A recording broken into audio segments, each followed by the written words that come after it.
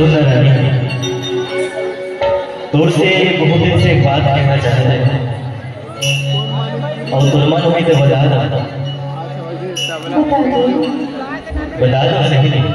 सही बता दो। सोचे हम बताऊं तो सोचे हम बताऊं तो